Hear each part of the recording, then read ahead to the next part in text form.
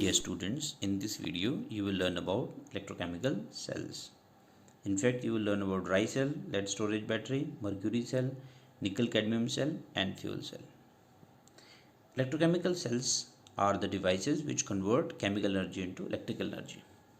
Electrochemical cells के अंदर होती हैं बच्चों chemical reactions और इन reactions से produce होती है electrical energy. Electrochemical cells दो टाइप के होते हैं, प्राइमरी सेल्स और सेकेंडरी सेल्स. प्राइमरी सेल्स होते हैं बच्चों ऐसे सेल्स जिनको रिचार्ज नहीं किया जा सकता. इनके अंदर जो केमिकल रिएक्शंस होती हैं वो इरिवर्सिबल होती हैं. ड्राई सेल और मर्क्यूरी सेल एग्जाम्पल्स हैं प्राइमरी सेल्स के. सेकेंडरी सेल्स वो सेल्स होते हैं बच्चों जो रिचार्जेबल होते हैं. इनके अंदर जो रिएक्शंस होती हैं वो रिवर्सिबल होती हैं. लेड स्टोरेज बैटरी और निकल कैडमियम सेल सेकेंडरी सेल्स होते हैं. Remember, battery is a combination of 2 और मोर सेल्स. सो जब भी हम दो या दो से अधिक सेल्स को कंबाइन करते हैं हमें मिलती है बैटरी. ड्राई सेल की वोल्टेज होती है 1.2 टू 1.5 वोल्ट. इसकी आप कंस्ट्रक्शन देखेंगे. इसमें जिंक कंटेनर होता है बच्चों एनोड.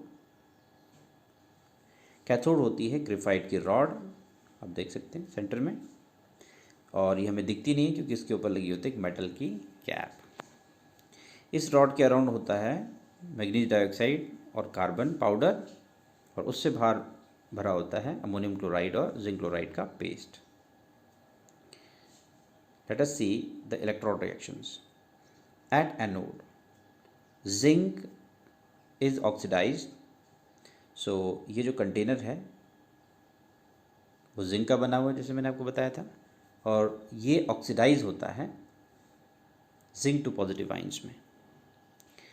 एट कैथोड, कैथोड पे क्या होगा, रिडक्शन होती है. तो कैथोड पे manganese dioxide ammonium ions react करते हैं, हमें मिलता है MnOOH और अमोनिया.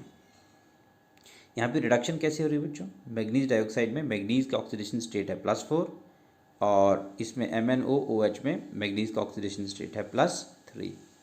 +4 से +3, तो ये क्या हो रही है, रिडक्शन हो रही है. ठीक है, ओवरऑल रिएक्शन आप देख सकते हैं.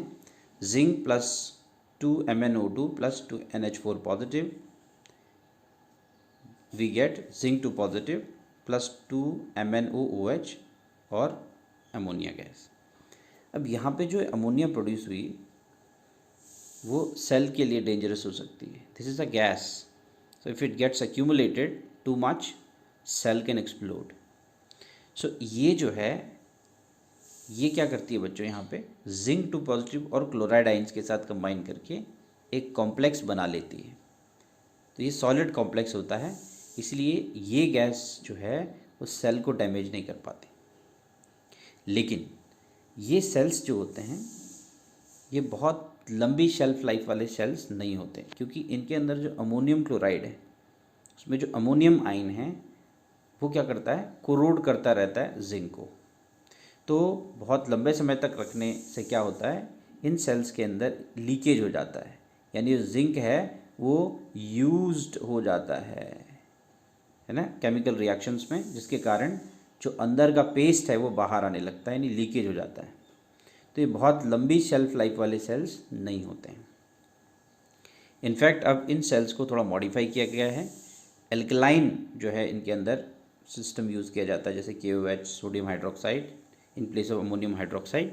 सो उससे इनकी जो लीकेज है उसको थोड़ा प्रिवेंट किया जाता है if they are to be kept for a long time on shelf. Right, shelf life मतलब कितने समय तक ये रह सकते हैं, ड्यूरेबिलिटी क्या है इनकी, अगर यूज़ में भी ना हो तो कितने समय तक आप इनको सेफली स्टोर कर सकते हैं फ्यूचर यूज़ के लिए. तो उनके लिए फिर इनको अल्कलाइन बनाया गया है. तो मॉडिफिकेशन जो है आप हायर क्लासेस में पढ़ेंगे. इनके यूज़ क्या होते हैं बच्चों, ड्राई सेल्स को आप वॉल क्लॉक्स में यूज़ कर सकते हैं, टॉर्चेस में यूज़ कर सकते हैं, कैलकुलेटर्स में यूज़ कर सकते हैं, टॉयज़ भी यूज़ कर सकते हैं, रिमोट कंट्रोल्स में एट्सेट्रा. नेक्स्ट है मर्क्यूरी सेल. मर्क्यूरी सेल का जो वोल्टेज होता है वो होता है 1.35 वोल्ट. मर्क्यूरी सेल में एनोड होता है बच्चों जिंक अमालगम, और कैथोड होता है मर्क्यूरिक ऑक्साइड प्लस कार्बन. तो एनोड इस कंपार्टमेंट में भरा होता है और कैथोड इस कंपार्टमेंट में भरा होता है। ठीक है, ये जो ऊपर आपको दिख रहा है ये क्या है, मेटल की कैप है, ऊपर की टॉप कैप है, और ये नीचे जो है वो बॉटम कैप है। ठीक है, बीच में है बच्चों सेपरेटर, और सेपरेटर में ही होता है इलेक्ट्रोलाइट, जो कि है paste of potassium hydroxide saturated, potassium hydroxide होता है actually, saturated with zinc oxide, यानी हम कह सकते हैं paste of potassium hydroxide and zinc oxide. तो ये होता है बच्चों इलेक्ट्रोलाइट। और यहाँ पे ये जो चीज़ दिख रही है आपको, ये क्या है, गास्केट है, ताकि ये दोनों आपस में मिले ना, ठीक है, मिक्सिंग ना हो, तो उसके लिए है वो। तो जो मर्क्यूरी सेल है वो कुछ इस तरीके से दिखता है। इसको हम बटन सेल भी बोलते हैं। बहुत छोटे छोटे सेल्स होते हैं। तो इनका यूज़ कहाँ है, हियरिंग एड्स में, रिस्ट वॉचेस में, क्लॉक्स में, कैलकुलेटर्स में, टॉयज़ में एट्सेट्रा, इनका काफ़ी यूज़ है। डेंजरस हैं बच्चों ये, क्योंकि इनके अंदर मर्क्यूरी इन्वॉल्व होता है। तो अब इनका बहुत ज़्यादा यूज़ नहीं हो रहा है, इनको रिप्लेस किया जा रहा है दूसरे सेल से। चलिए, इनमें जो इलेक्ट्रॉन रिएक्शन है उनको डिस्कस कर लेते हैं।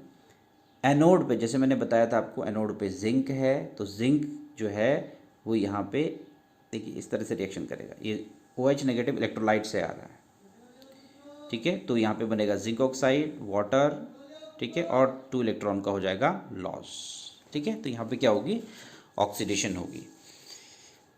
कैथोड पे रिडक्शन होती है। कैथोड की रिएक्शन आप देख सकते हैं, ये कैथोड है, HgO plus H2O plus 2 electron, you will get Hg plus 2OH negative. अब यहाँ पे OH नेगेटिव जो है, OH नेगेटिव को आप कैंसिल आउट कर सकते हैं यहाँ से और यहाँ से, और ओवरऑल रिएक्शन में आपको कोई भी आयन नहीं दिखेगा। ओवरऑल रिएक्शन आपकी क्या होती है, zinc plus HgO that gives zinc oxide plus Hg।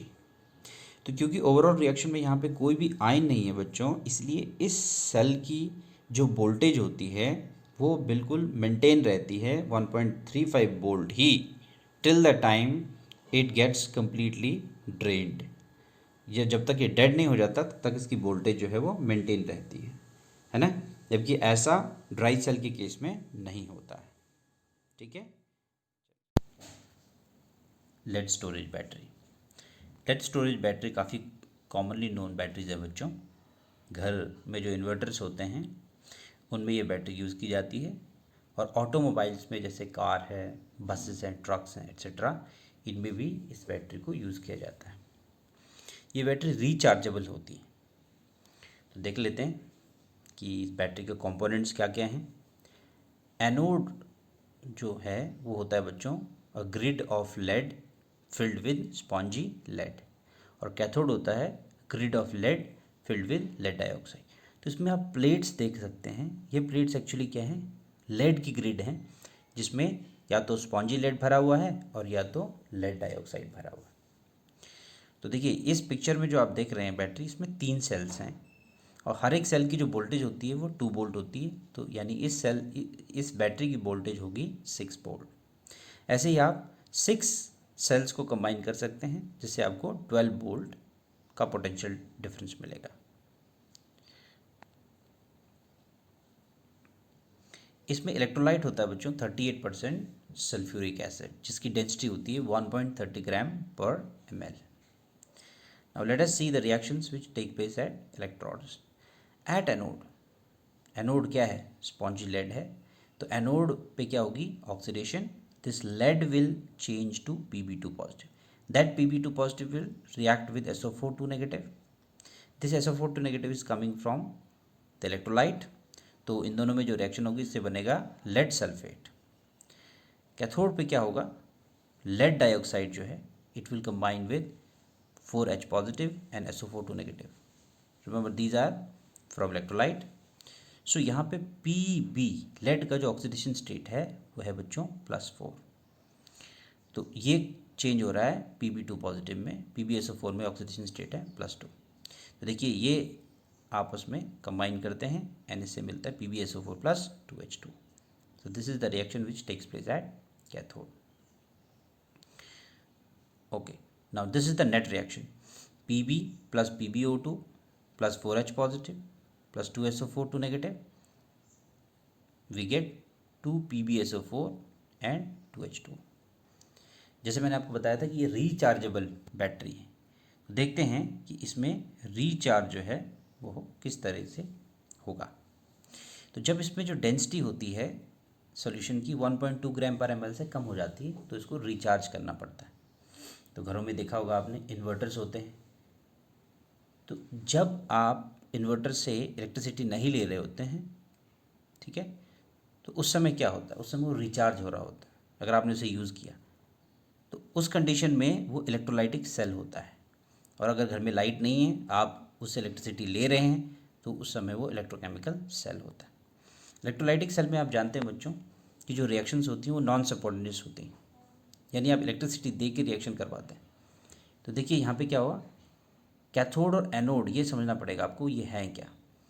जो कैथोड है यहाँ पे, वो जो पीछे जो रिएक्शन थी उसमें क्या था, एनोड था। अब वहाँ पे कैथोड की रिएक्शन ऐसी होगी, देखिए ये आपको ये वाले प्रोडक्ट देगी, यानी PbSO4 जो बना था वो कन्वर्ट हो जाएगा फिर लेड में और SO4 नेगेटिव में। ये लेड जो है वो लेड ग्रिड पे ही चिपक जाएगा, क्योंकि जो लेड सल्फेट यहाँ पे प्रोड्यूस हुआ था ये इन्हीं के ऊपर चिपका रहता है, ग्रिड के ऊपर। तो अब आपके पास जो रिएक्शन हो रही है वो उल्टी रिएक्शन हो रही है ना। तो ये जो एनोड है, जो यहाँ पे एनोड है वो वहाँ पे कैथोड होगा, और जो यहाँ पे कैथोड है वो वहाँ पे जब रिएक्शन रिवर्स हो रही है वो एनोड होगा, ठीक है। तो देखिए अब आप पीछे हम देखेंगे, पहले इन रिएक्शंस को देख लीजिए। तो PbSO4 + 2 इलेक्ट्रॉन ये आपको देगा लेड, ठीक है। तो यानी लेड आपको वापस आ रहा है, जो पहले PbSO4 में कन्वर्ट हो गया था। इसी तरीके से जो यहाँ पर कैथोड है वो एनोड बन जाएगा और उस पर ये रिएक्शन चलेंगी, ठीक है। तो यहाँ पे आपको PbO2 दोबारा वापस मिल गया, और जो ओवरऑल रिएक्शन होगी वहाँ पे देखेंगे आप तो वो भी उल्टी होगी। 2 PbSO4 + 2 H2O, इससे आपको लेड और लेड डाइऑक्साइड दोबारा वापस मिल गया। तो ये रिवर्स हो रही है रिएक्शन, ठीक है। तो यही आप यहाँ पे देख सकते हैं जो मैंने आपको पीछे समझाया है, एग्जैक्टली दैट, ठीक है। तो क्योंकि इसके अंदर जो रिएक्शंस हैं वो रिवर्सिबल हैं इस बैटरी या सेल के अंदर, तो इसलिए हम इसको रिचार्ज कर सकते हैं, ठीक है। अब देखिए ऑटोमोबाइल में क्या होता है बच्चों, उसमें रिचार्जिंग कैसे होती है। उसमें तो घर जैसा सिस्टम नहीं है कि बिजली आएगी तो फिर ये इलेक्ट्रोलाइटिक सेल बन जाएगा। उसमें अल्टरनेटर होता है बच्चों, जो कि टायर की मूवमेंट जो होती है उससे दोबारा इसको रिचार्ज करता है, बैटरी को रिचार्ज करता है। तो उसमें जब व्हीकल चलता है तो उस समय बैटरी रिचार्ज हो रही होती है। और बैटरी का यूज़ व्हीकल में किस लिए किया जाता है, लाइटनिंग के लिए, इंजन को स्टार्ट करने के लिए। तो उसमें जब व्हीकल चलेगा तो बैटरी रिचार्ज हो जाएगी। घरों में क्या होता है, इलेक्ट्रिसिटी आएगी तो इलेक्ट्रिसिटी इसको रिचार्ज करती है, जब इलेक्ट्रिसिटी नहीं है तो आप इस बैटरी से इलेक्ट्रिसिटी को यूज़ कर रहे होते हैं, ठीक है। तो यह है lead storage battery. Nickel cadmium cell, nickel cadmium cell का वोल्टेज होता है बच्चों 1.4 वोल्ट। इसमें जो केमिकल कंपोनेंट्स होते हैं उनका लेयर्ड फॉर्म में जो पैटर्न है वो आपको इस पिक्चर में दिखाया गया है। This is not the actual picture, ठीक है, simply representation of the way in which the components are arranged. तो देखिए इसमें लेयर्ड फॉर्म में है, और देखेंगे यहाँ पे एनोड, कैथोड और इलेक्ट्रोलाइट किस तरह से अरेंज होते हैं।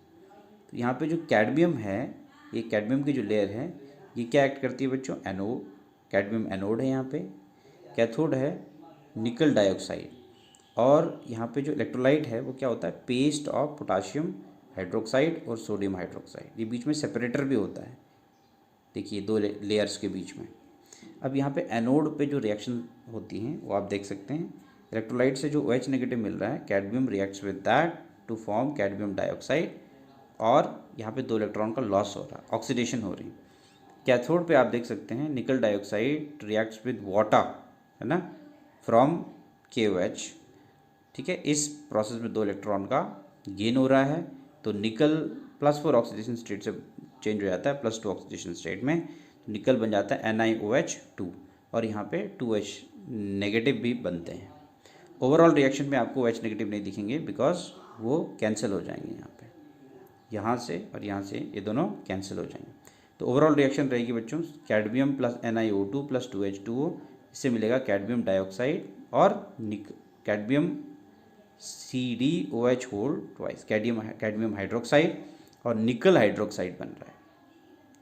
तो यहाँ पे भी ओवरऑल रिएक्शन में आपको OH नेगेटिव नहीं मिल रहे हैं, तो इसका भी वोल्टेज जो है वो कांस्टेंट रहेगा through out till the time it becomes dead.